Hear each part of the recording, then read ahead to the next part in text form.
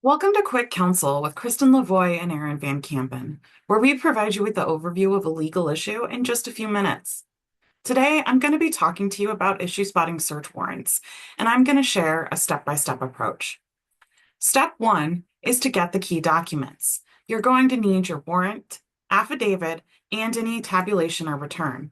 You're entitled to this under our discovery rules, which include MCR 6.201B4. You're also going to want any police reports or relevant body-worn camera footage, usually anything related to the execution of the search warrant, as well as anything that is relied upon by the officers to establish probable cause in the affidavit. You're also entitled to this in our discovery rules under MCR 6.201B 2 and 3. Step two is to review the warrant itself. You want to be careful to look just at the search warrant, which is usually the first page or two of the warrant and affidavit packet you might have received in discovery. The warrant must be signed by a neutral and detached magistrate or judge. It also must include a description of the alleged criminal activity. Often, this is a reference to the specific offense the police are investigating.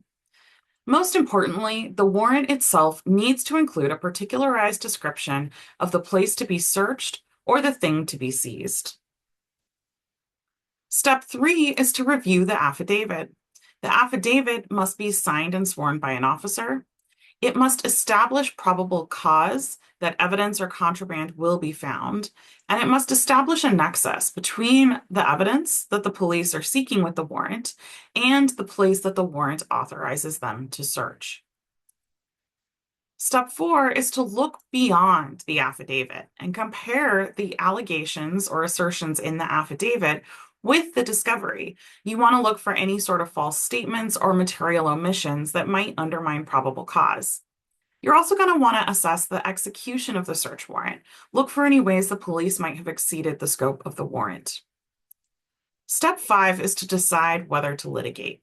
So you're going to want to consider all potential grounds, any sort of defects in the warrant itself, the affidavit, or flaws in the police execution. You're going to want to determine whether or not the police obtained anything from their execution of the warrant that you would want to suppress. That's because the only remedy for a Fourth Amendment violation is suppression of the illegally obtained evidence. So if there's nothing to suppress, then there might not be a remedy even for a defective warrant. Finally, you also want to take into account other things like standing, whether it was your client's rights that were violated rather than the rights of someone else, as well as whether there are ways that the warrant could potentially be severed, or if there are any exceptions to the exclusionary rule that might apply. When litigating search warrant challenges, you have a couple of different options. You can raise a search warrant challenge in an oral motion at the preliminary examination, and the district court is required under the court rules to rule on that. However, they do not have to hold a separate evidentiary hearing. You can also file a written motion in circuit court, and if you are seeking an evidentiary hearing related to your search warrant challenge, you'll want to make sure that motion includes any necessary offer of proof. The court rule allows you to challenge your search warrant using either of these two options or both of them. Even an adverse ruling on an oral motion to suppress at the preliminary examination does not prejudice or preclude the defense from filing that written motion in circuit court.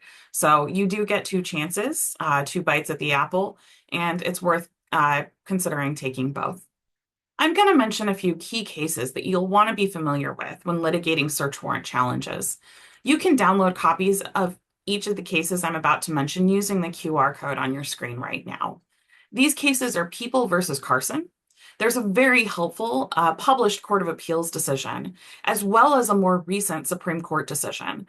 Both the Court of Appeals decision and the Supreme Court decision have excellent language related to the particularity requirement in the warrant itself. And in the Court of Appeals, there is also an incredibly helpful published decision from now Justice, but then Judge Noah Hood on the nexus requirement. People versus Hughes is another Michigan Supreme Court decision, and People versus Britchick is a Court of Appeals decision, both of which are also incredibly helpful for any challenges related to the particularity requirement and other defects in the warrant. When it comes to the affidavit itself, People versus Franklin is a very helpful Michigan Supreme Court case to be familiar with. It gives our trial courts discretion to hold evidentiary hearings on challenges to the veracity of the search warrant affidavit itself. Even in the absence of a preliminary showing that it includes any sort of falsehoods, the court still has discretion to grant that evidentiary hearing, and Franklin is a great case to litigate those types of issues. If you're interested in having a checklist that documents this step-by-step guide, as well as includes links to additional resources, use the QR code on your screen and you'll be able to download that checklist and access those materials. Thank you for joining me for another episode of Quick Counsel.